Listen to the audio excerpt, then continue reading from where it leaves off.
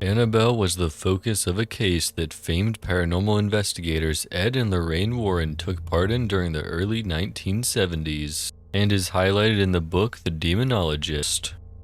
It has been stated that this is one of the most unusual cases of a possessed object on record. In 1970, a mother purchased an antique Raggedy Ann doll from a hobby store. The doll was a present for her daughter Donna on her birthday. Donna, at the time, was a student in college, preparing to graduate with her nursing degree, and resided in a tiny apartment with her roommate Angie, a nurse as well. Pleased with the doll, Donna placed it on her bed as a decoration and didn't give it a second thought until a few days later. Within that time, both Donna and Angie noticed that there appeared to be something very strange and creepy about the doll. The doll apparently moved on its own, relatively unnoticeable movements at first, like a change in position, but with the passage of time, the movement became more noticeable. Donna and Angie would come home to find the doll in a completely different room from which they had left it.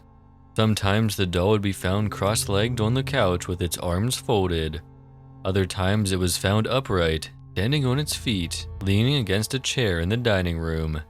Several times Donna, placing the doll on the couch before leaving for work, would return home to find the doll back in her room on the bed with the door closed. The Medium. One night, Donna came home to find the doll had moved again. This time, it was on her bed. Donna had come to find that this was typical of the doll, but somehow she knew this time it was different. Something wasn't right. A sense of fear came over her when she inspected the doll and saw what looked like blood drops on the back of its hands and chest. Seemingly from nowhere, a red liquid had appeared on the doll. Scared and desperate, Donna and Angie decided it was time to seek expert advice. Not knowing where to turn, they contacted a medium, and a seance was held. Donna was then introduced to the spirit of Annabelle Higgins. The medium related the story of Annabelle to both Donna and Angie. Annabelle was a young girl that resided on the property before the apartments were built. She was a young girl of only 7 years old when her lifeless body was found in the field upon which the apartment complex now stands. The spirit related to the medium that she felt comfort with Donna and Angie and wanted to stay with them by moving into the doll. Feeling compassion for Annabelle and her story, Donna gave her permission to inhabit the doll and stay. They were to soon find out, however, that Annabelle was not what she seemed. Later that week, Donna saw that the doll, or Annabelle, was ripped and had jagged cuts along her mouth. One night, Donna woke to some singing like a little girl. She walked into her bathroom to see Angie dead with the words "Wanna play" written in the blood of her friend. The doll was never found. Lou. Lou is friends with Donna and Angie and had been with them since the day the doll arrived. He had never been fond of the doll and on several occasions warned Donna that it was evil, saying that she should get rid of it. However, Donna had developed a personal tie to the doll and decided to keep it despite Lou's feelings. Her decision was a terrible mistake. One night, Lou awoke with a jolt of terror. A jolt that didn't seem like it was from his usual nightmares. Somehow, something felt different. That what appeared to be a common case of sleep paralysis became all too real. He looked around the room but couldn't discern anything out of the ordinary. At first, anyway. Looking down towards his feet, he saw the doll, Annabelle. It began to slowly glide up his leg, moving over his chest and stopping at his neck. Helpless against it, the doll began to strangle him. After a moment, Lou, at the point of asphyxiation, blacked out.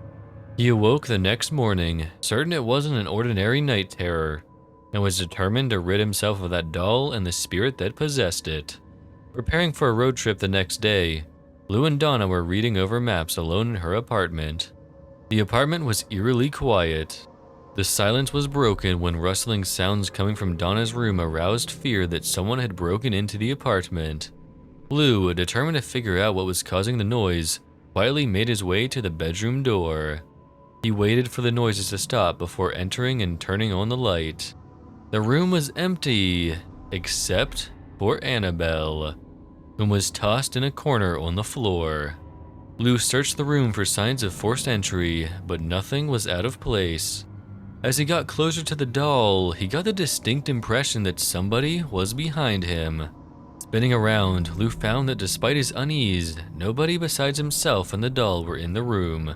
Then, in a flurry of motion, he found himself doubled over in pain, with blood dripping from a cut on his chest. Upon opening his shirt, there on his chest were what appeared to be 7 distinct claw marks. Today, I hope you enjoyed this article, and should you ever want to visit the infamous Annabelle, she can be found at the Warren Occult Museum in Moodus, Connecticut. The museum is run by Lorraine Warren, the famous paranormal investigator, and now frequent guest on the television show Paranormal State. Housed in a glass case at the museum, you will find Annabelle. Mrs. Warren relates that Annabelle still moves about occasionally and is still known to make growling noises at unsuspecting visitors.